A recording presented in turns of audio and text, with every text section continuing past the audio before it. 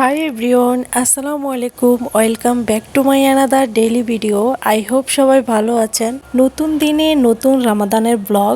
আজকে ব্লগটা শুরু করেছি ফজর নামাজ থেকে শুরু করে সেহরি করে নামাজ পড়তে আসলাম। নামাজের আগে আতর দেওয়াটা হালাল, পারফিউম ইউজ না করলেও আতর ইউজ করাটা হালাল। তো একটু সুগন্ধি মাখছিলাম। ফজর নামাজ পড়ে আমি একটা ঘুম দেই। ওই সময় আমার হাজবেন্ড চলে যায় কাজে, তো আমি সারাদিনে একদম ফ্রি সময় কাটাই। তো ওই সময় তো আর কোনো কিছুই করা হয় না, মানে একটা লম্বা একটা ঘুম দিয়ে উঠি একদম জোহর নামাজের আগে।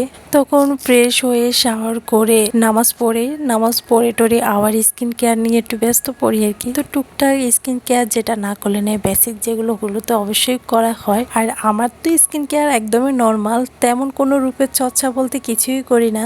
রামাদানের এই মাসে সকালবেলা আমি কোনো স্কিন কেয়ারে করি না, শুধুমাত্র নামাজটা পড়ে আমি শুয়ে পড়ি বিছানাতে। তো স্কিন কেয়ারটা দুপুরবেলায় করা হয়। তারপর চলে আসলাম রাতের খাবারের জন্য, ইফতারি বানানোর জন্য। তো বিকালবেলা যে ব্যস্তময় দিনগুলো যায় বাট যে কাজগুলো হয় ওগুলো আমার দ্বারা হচ্ছে আর কি। তো আজকে আমি সিম্পলে খুবই রান্না করব। আমার হাজব্যান্ড এখানে মাংস এনে দিয়েছে, তো এখানে বিরিয়ানি রান্না করব মুরগি দিয়ে। আর কিছু মুরগি রান্না করে নেব রাতে সেহরির জন্য। রান্নাটা যেহেতু আমার হাজব্যান্ড করবে, তো আমি তো তার কাজে একটু হেল্প করি আর কি। তার হাতের বিরিয়ানি রান্নাটা আমার কাছে বেশ মজা লাগে। আমি তাকে সবসময় বলি বিরিয়ানিটা তুমি রান্না করো, আদার্স যে রান্নাগুলো হয় যে মাংস টাংস ওগুলো আমার নিজের দ্বারাই হচ্ছে, বাট আমি বিরিয়ানি ছাড়া আর অন্য কোনো কিছুই রান্না তাকে দিয়ে করাই না। তো এখানে আমি তাকে চাল মানে এগুলো সবকিছু ধুয়ে দিয়েছিলাম। তো সে একটু রান্না করছে, মাঝে মধ্যে আমিও রান্না করি, মানে আমাদের মিলেমিশে একটু রান্না বান্না হয়ে যায় আর কি। তো তার মাঝে আমি তাকে বেশি প্যারা দেই না, কারণ সারাদিন ডিউটি করে এসে আর কাজের থেকে আসলে মন মেজাজ এমনিতেই খিটখিটে হয়ে যায়। তো ওই সময় আমি তাকে তেমন প্যারা না দিয়ে বলি যে তুমি রেস্ট করো, সমস্যা নাই। হয়তো ভাবে যে আমার একটু বেশি কষ্ট হয়ে যায়, আসলে নর্মালি আমি সবকিছুই করতে পারি। তো এখানে আমি মুরগিগুলো বেছে নিচ্ছি স্যারির জন্য, কারণ এগুলো আমি রান্না করে নিব।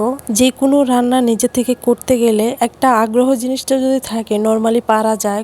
আর বিরিয়ানি রান্নাটা পানির পরিমাণটা আমি একটু কমে বুঝি, পোলাও বলো এই দুইটা জিনিস আমার দ্বারা হয় না। আর সবচেয়ে বড় কথা হলো আমার শ্বশুরবাড়িতে আমার কোনো দায়িত্ব নেই। বিয়ের পর থেকে কোনো প্যারাই হয় নাই, কারণ সবকিছুতে যেহেতু আমার বড় ননাস সে পারে। আর আমাদের সাংসারিক যে কোনো কাজ দিয়ে আমার বড় ননাস দিয়ে হয়, তো ওই চিন্তা ভাবনাতে ঘরের মেয়ে হিসেবে থাকতে পারি। তো এখানে মুরগি রান্নাটা হয়ে গেছে, এখন ধনিয়া পাতা দিয়ে উঠিয়ে নিব। আজকের বিরিয়ানিটা একটু বেশি করে রান্না করেছি, যেহেতু আমার হাজবেন্ডের বন্ধু আছে তো ওদেরকে দেওয়ার কথা, তো তাদেরকে দেওয়ার জন্য একটু বেশি করে রান্নাটা করে নিচ্ছি। আর আমার জামাই যে মাথায় কত পরিমাণ যে বুদ্ধি, এক এক সময় এক এক জিনিস দিয়ে আসলে দমে রাখে। আজকে চোপড়া দিয়ে সে দমে রেখেছিল, মাঝে মধ্যে আবার টিস্যু দিয়ে রাখে, মানে তার বুদ্ধিতে যে কত কিছু হয়। আলহামদুলিল্লাহ আমরা ইফতারের জন্য বসে পড়লাম।